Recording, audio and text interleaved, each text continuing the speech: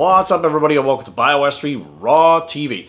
I'm going to stick with the Summer Shape Up 2018. We did diet already, which got a good response, so I'm really happy that you guys were really interested in that and you're interested in pursuing the rest of the Summer Shape Up 2018. So we're going to move on to training today. So we went diet and training, right? And eventually we'll do cardio, we'll do supplement program too. So training. So here's the deal.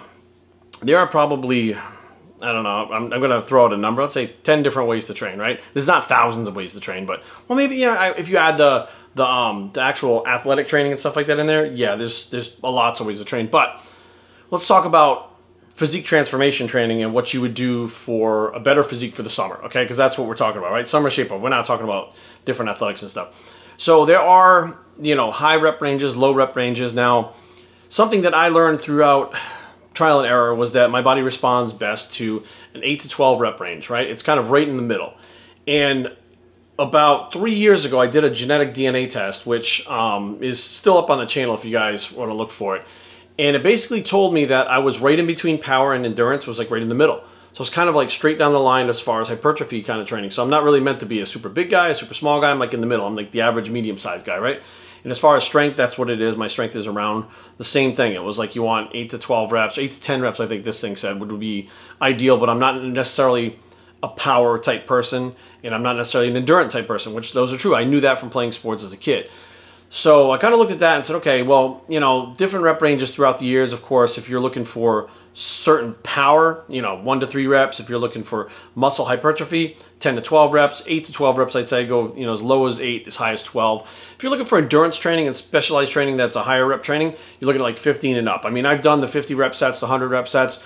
Did I see any difference with them? Yeah, my legs fucking hurt, my shoulders hurt, whatever hurt, but I didn't really see any extra growth with them. Now, there's hypertrophy and there's sarcoplasmic hypertrophy, which are two different things. So hypertrophy is true muscle protein. You're building up the muscle, you're breaking it down, you're building it up, you're recovering, you build actual solid muscle. Now, the sarcoplasmic hypertrophy is more fluid encased inside the muscle cells. So you're basically expanding the muscle cells, which technically are mostly water anyways, with a fluid, which is from sarcoplasmic. It's blood, it's vitamins, minerals, it's all these things that could be technically considered sarcoplasmic hypertrophy. Now, should you do both of these? Here's the deal. Unless you're an advanced trainer, you don't need to bother with the sarcoplasmic hypertrophy. Just stick with your basic training hypertrophy. And for me, ideally, from what I've gathered through my clients throughout the years, myself, most people in an 8 to 12 rep range will do very well. Now, here's the thing. If you're not, you need to figure out where you fit in. So now, where do you fit in? So this is a complete true story. I don't know if you'll actually see this. I actually saw one of these individuals at the Arnold this year. So I went to school with two twins, Mike and Clint. And I actually saw Clint this year at the Arnold. It was pretty cool because I haven't seen him since high school, which has been like, I don't know, a million years or some shit like that by now. And Clint and Mike were into bodybuilding like I was, right? So basically the three of us were always like reading the magazines. We went to train at the same gym. We trained together and stuff. And we started learning about supplements together. We'd go to GNC and buy our shit together, et cetera, et cetera. And they were really into reading about training. Like, they wanted to know about training. They were kind of ahead of me with that. Like, I just wanted to go to the gym. They wanted to know, why do you go to the gym and what to do? So they bought I don't remember what book it is. It was like one of Robert Kennedy's books. And one of them had a routine in there called the muscle spinning routine. Now, Mike and Clint were both training kind of heavy weights. Mike was growing faster than Clint. Two identical twins. I mean, they are just about it. I actually, when I saw Clint at the expo this year, I thought I was talking to Mike. Like, that's how, and I've known them for years, and I used to be able to tell them apart, but, so their bodies are very, very similar, but different enough to where one would respond to a certain kind of training, the other one didn't, right?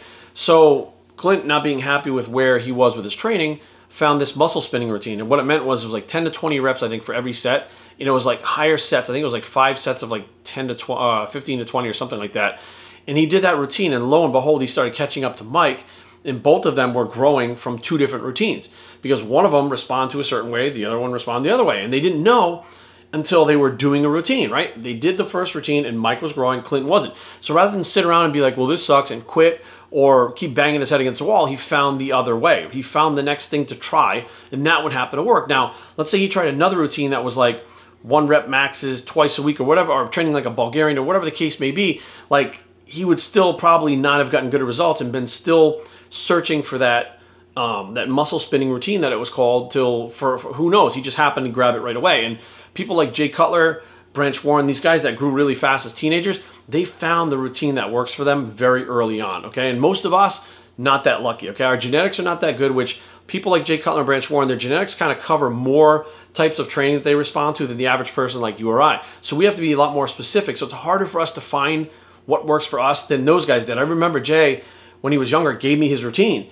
And I was like, cool, it was like a 2-a-day routine. It was high volume, big movements and stuff. I just about fucking killed myself the first week because I was fucking pushing like I could, but my body didn't recover like Jay's. I also wasn't eating like him, but I didn't recover like him. I didn't eat like him. It wasn't fit for me. So I had to go back to the basics again. And for me, the Bulgarian burst training system was working really well when I was younger. It was a very hypertrophy-based program. So you see, like, you have to find what works for you, but if you're doing something and it's not working, you have to change it. Don't be scared. Don't just, people say, oh, to break through a plateau, keep going at it. Listen, if you're stuck there for 3 or 4 weeks, it's no longer a plateau. You're adapted. It's over. That's done. It's just all there is to it.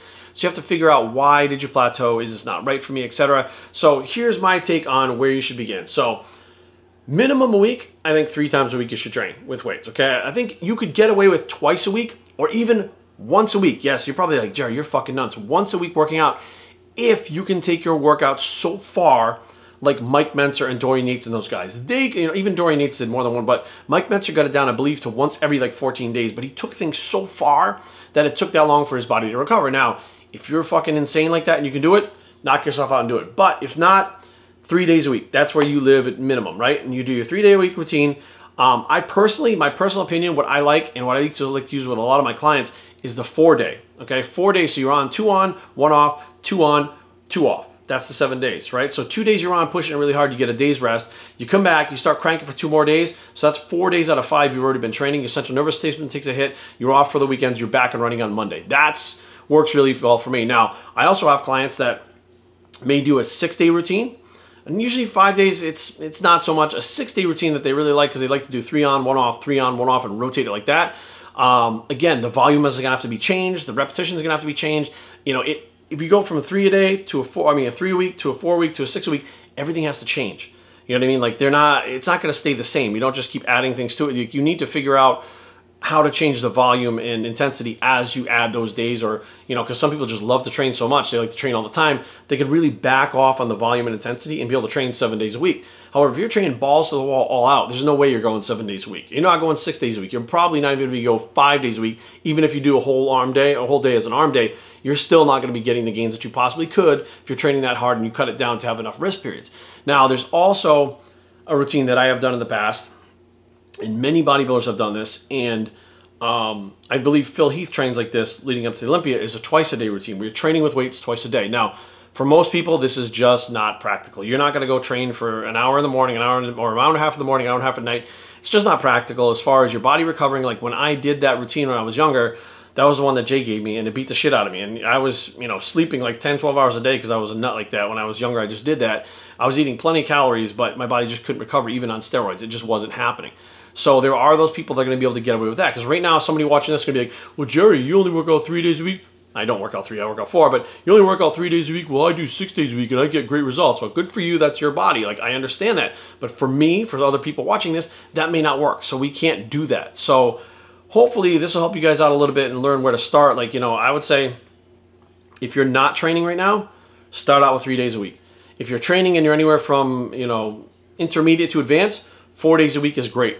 If you're one of those people that just really likes to train and be in the gym all the time, 5 to 6 days is fine, but you have to adjust the volume and intensity to make sure that you're not only just not recovering muscle-wise, which could happen, but tendons, remember, because they don't have the blood flow and the raw materials to heal as fast as the muscles, those are the things you want to watch out for. And most importantly, the central nervous system, which takes the biggest hit when you're doing those multiple days in a row routine. It's not the muscles, it's usually the central nervous system, so that has to take into account too. So be aware, guys. Summer's coming up quick. If you're not training, get in there with the 3-day routine. If you're in there cranking out hard and you're doing 6 days and you feel like it's too much, drop to a 4-day routine. If you're in there saying, hey, 6 days doesn't even feel like it's enough, go up to 6 days twice a day. Like, there are options, but again, just like the diet, you have to figure out what works for you. And the only way you're going to do that is by trying it.